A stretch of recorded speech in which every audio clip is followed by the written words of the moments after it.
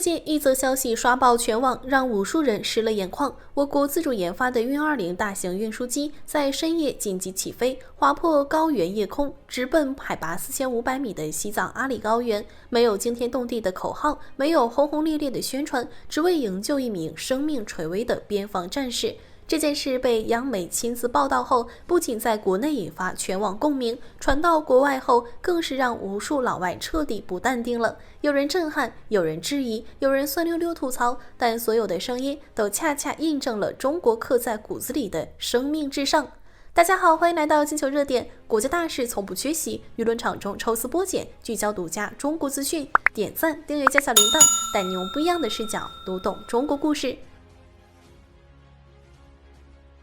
我们先把时间拉回4月22日，事件的起因要从海拔4500米的西藏阿里哨所说起。一名年轻的边防战士突发剧烈腹痛，哨所军医紧急检查后得出了一个令人揪心的结论：急性阑尾炎已经穿孔，腹腔感染严重，还出现了休克前兆，随时可能危及生命。阿里高原海拔极高，空气稀薄，含氧量不足平原的60%，医疗条件有限。边防医院连夜为战士做了手术，切除了病灶，但高原缺氧的环境让术后感染无法得到有效控制，战士的血压始终上不去，生命体征越来越不稳定。紧急情况下，多学科专家远程联合会诊，得出的结论只有一个：必须立即转往重庆的后方总医院，只有那里的医疗条件才能保住战士的性命。可摆在眼前的是无法逾越的交通难题。阿里地区没有直飞重庆的民航航班，若走公路，近4000公里的山路需要3到5天才能到达，而战士的生命根本等不起。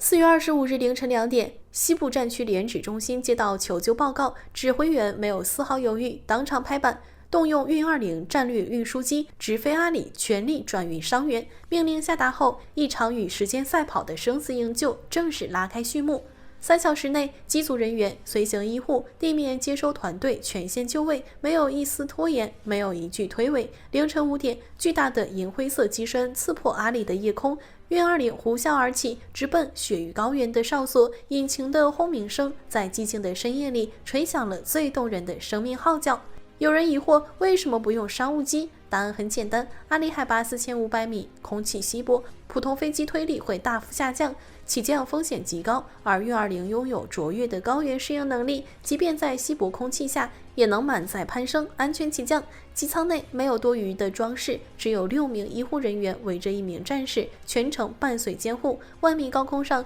工作人员始终保持货舱加压供氧，一刻不停地监测战士的生命体征，调整治疗方案。说白了，这就是一座移动的1米高空重症监护室。当天下午2点左右，运20稳稳降落在重庆江北机场，等候多时的陆军特色医学中心急救团队立刻上前接应，将战士快速送入重症医学科绿色通道。经过多学科专家的精准治疗，战士体内的感染得到全面控制，生命体征逐渐平稳，目前已转危为安。这场跨越近3000公里的生死营救，终于迎来了最圆满的结局。消息传到外网，韩国网友率先发出疑问：为了救一个普通士兵，动用战略运输机，这飞一趟要烧掉多少钱啊？其实运20一次起飞的成本确实不低，结合公开数据和行业估算，小编算了一笔账。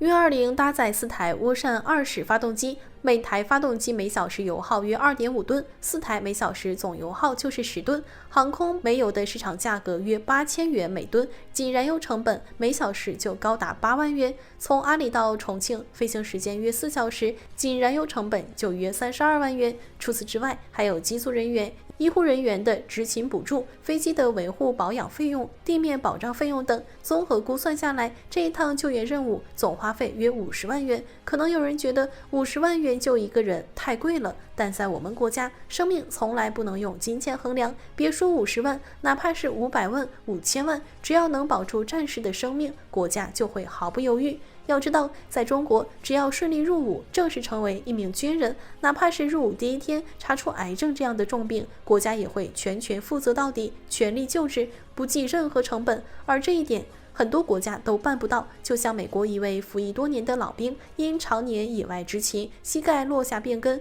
医生说必须佩戴专业医用膝盖支架，可他却被告知支架不在免费体系内，需要自掏腰包，攒了一整年的钱才勉强买到。两项对比，高下立判。运20飞的不是钱，是国家对每一位战士的承诺与守护。同样是面对落难的军人，美国的做法不仅刷新下限，更暴露了骨子里的冷漠与自私。4月3日，美国联手以色列对伊朗发动军事打击，本想耀武扬威，没想到却栽了个大跟头。一架 F-15E 打击鹰双座战斗机刚飞进伊朗领空，就被伊朗防空导弹当场击落，拖着黑烟砸向荒漠。2名飞行员紧急弹射逃生，一个被救走，另一个落在了伊朗腹地，下落不明。咱们先说说这位失踪的飞行员，他受了伤，躲在伊朗的荒山野岭里，孤立无援，手里只有一把手枪。听着四面八方的搜捕声越来越近，他一定在等，在盼着自己的战友来带他回家。毕竟他为美国出生入死，按理说美国应该拼尽全力营救才对。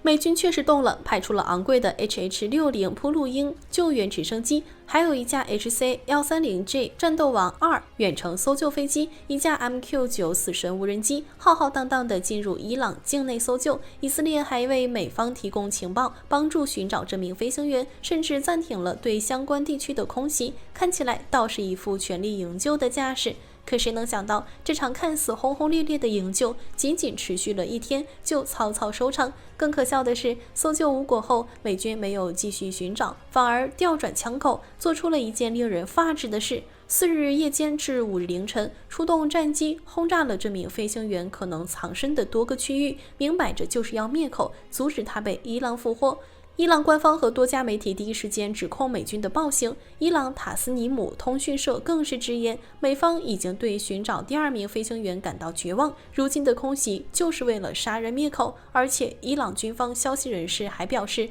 关于美军救起第1名飞行员，美国人没有说出全部真相，大概率是为了掩盖其救援不利的事实。可能有人会问，美军为什么要这么做，放着自己的飞行员不管，反而要亲手炸死他？其实答案很简单，在美军指挥层眼里，这名失踪的飞行员从来不是并肩作战的兄弟，而是一笔必须及时抹除的负债，一个定时炸弹。英国《每日电讯报》当时的分析直接点破了其中的猫腻。如果这名飞行员被伊朗俘获，美国就会被推上政治悬崖，可能被迫暂停军事行动，还要和伊朗谈判，付出巨大的政治和经济代价。但如果他死了，美国就可以毫无顾忌地继续升级军事打击，还能编一套救援失败的叙事，应付国内舆论。说穿了，美国从来不会在乎士兵的死活，在他们眼里，士兵只是维护帝国利益的耗材，有用的时候让他们冲锋陷阵，没用的时候就可以毫不犹豫地抛弃，甚至亲手灭口。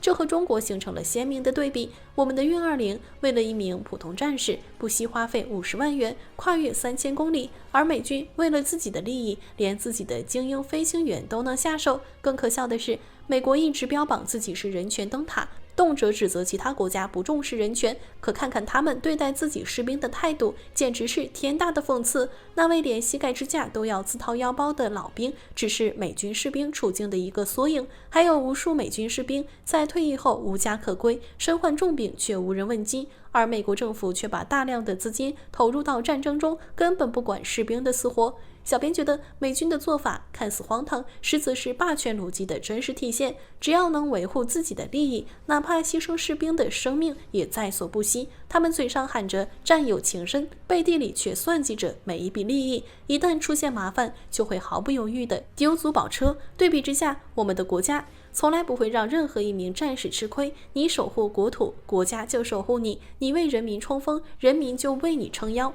运20深夜起飞，烧的是燃油，暖的是人心。而美军轰炸机轰鸣，炸的是自己的飞行员，凉的是所有士兵的心。同样是对待自己的军人，一边是不惜一切代价营救，把战士当亲人，一边是救不回来就灭口，把士兵当耗材。这就是中国和美国最本质的区别，不是装备的差距，不是国力的差距，而是对待生命的态度，对待军人的态度。好了，今天的内容到这里就结束了。如果你喜欢小编的影片，还请大家多多点赞转发，让更多的人一起见证中国进步。关注我的频道，这样既能回顾往期视频，又不会错过之后的精彩内容。那我们下期节目不见不散。